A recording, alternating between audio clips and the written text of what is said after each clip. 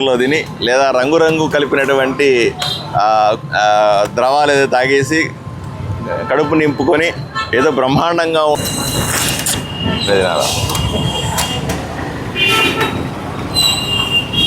వాళ్ళకి మామూలు గంట కొట్టిరా, అమ్మాయిలు తినలేరు పాపం.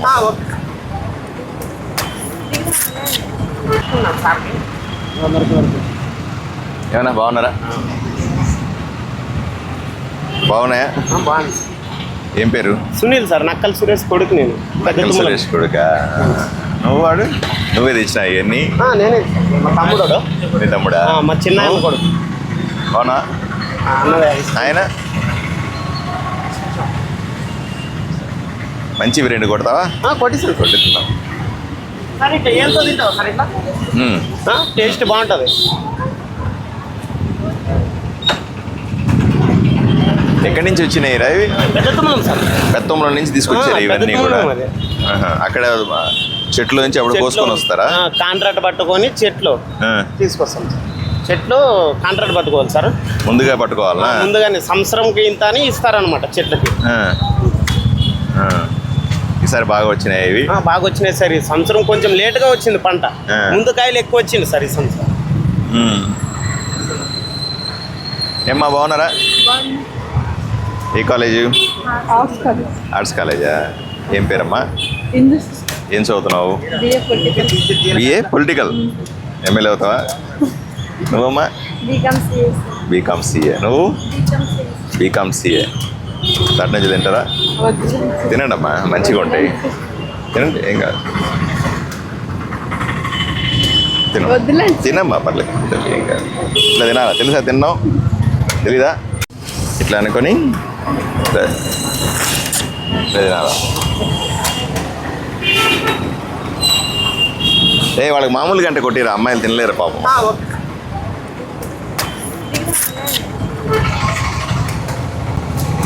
ఎప్పుడు తినేది ఇలాగా?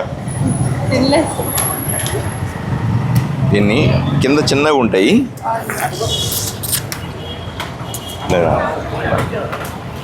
చిన్నగా ఉంటాయి, నీళ్ళు ఉంటాయి. అమ్మాయిలకి మామూలు కొట్టి అంటారే.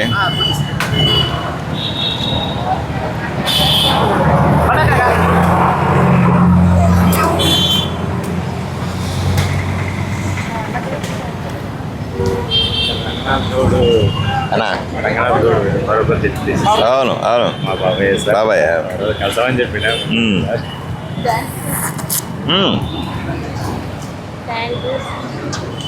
ఏ ఊరమ్మా మీది? మంత్రాలయం సైడా? ఇక్కడెక్కడ ఉంటావు? రోజు పోయిస్తావా? పాండవ గల్లా. బస్సు వస్తాయా? తినండి.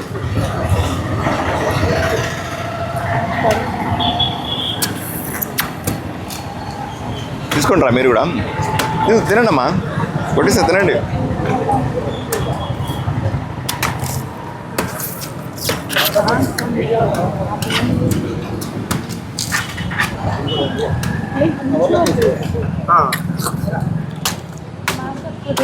నేను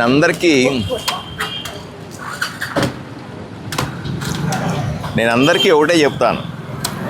రోజు ఎండాకాలం వచ్చింది, బయట కూల్ డ్రింక్లో ఆ కోకోకోలాలో పెప్సీలో అవో ఇవో తాగి, లేదా పిజ్జాలో బర్గర్లో తిని, లేదా రంగురంగు కలిపినటువంటి ద్రవాలు ఏదో తాగేసి కడుపు నింపుకొని ఏదో బ్రహ్మాండంగా ఉంటుందిలే అనుకోవడం పొరపాటు. ఈ ఎండాకాలంలో న్యాచురల్గా వచ్చాడు చూడండి. పెద్ద తుమ్మల నుంచి, మా ఊరి నుంచి, ఆదూరు నుంచి పెద్ద తుమ్మలం 20 కిలోమీటర్లు ముందుగానే పోయి వీళ్ళన్నీ తయారు చేసుకొని ఇక్కడి నుంచి తెచ్చి అమ్ముతూ ఉన్నారు. ఇటువంటి వాళ్ళని ప్రోత్సహించడం వల్ల, ఇటువంటి కూలీలను అయితేనేమి వ్యవసాయదారుల్ని ప్రోత్సహించడం వల్ల వాళ్ళకు, రైతుకు మంచి జరుగుతుంది, మీకు కూడా ఆరోగ్యం. ఇది చూడండి ఎంత ఫ్రెష్గా ఉందో.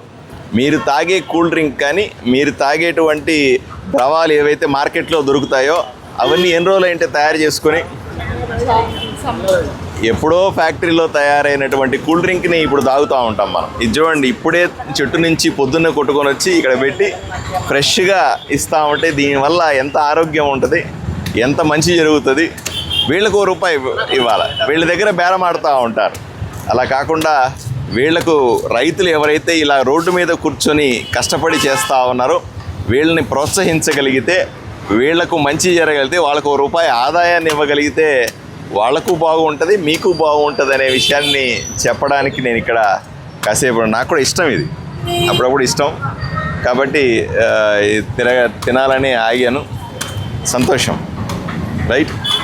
ఏం తమ్ముడు, ఇక్కడ ఉన్నటువంటి పిల్లడు నక్కల సునీలు, నక్కల హనుమంతు.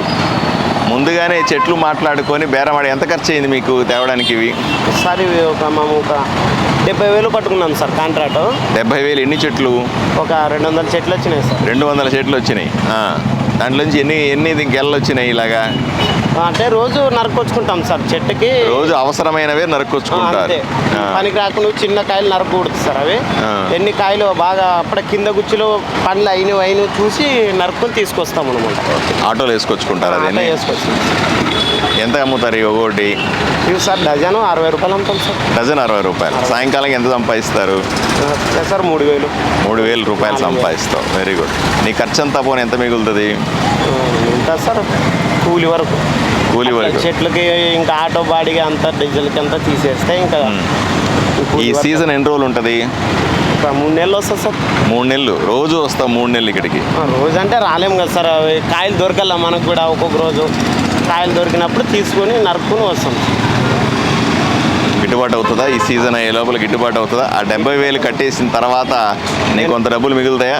మిగులుతాం సార్. చదువుకున్నావా నువ్వు ఏమన్నా? లేదు సార్, చదువుకోలేదు సార్. 6వ తరగతి వరకు చదివి వదిలేసినాం సార్. ఎందుకని? ఇదేగా ఈ పని స్టార్ట్ చేసుకున్నా. ఇది మా నాయన అప్పుడు ఇట్లా తిరుగుతుండే, ఇదే పని చూపించింటే ఇంకా ఈ పని అట్లే పట్టుకుంటాం సార్. అట్లే ఇంకా వ్యాపారం మీద బతుకుతున్నాం సార్. ఒక 2 years బ్యాక్ అంటే 2 సంవత్సరాల కింద ఈ చెట్టు మీద నుంచే పడింటి నేను. పడిపోయినావా? ఈ కాలు ఇరిగిపోయింది. ఇది అయ్యో. మా హాస్పిటల్లో రాడ్ వేసిండ్రు సార్. ఇది రాడ్ వేపించి తీపిచ్చినాం మళ్ళీ. ఇప్పుడు ఎట్లా ఉంది? ఇప్పుడు నేను ఎక్కట్లేదు సార్. చెట్లు మా తమ్ముడు ఎక్కుతున్నాడు. అనిల్ అని కలిసి మా తమ్ముడు ఎక్కుతున్నాడు సార్. మేము ఎక్కట్లేదు చెట్లు. ఇది పడిపోయినప్పుడు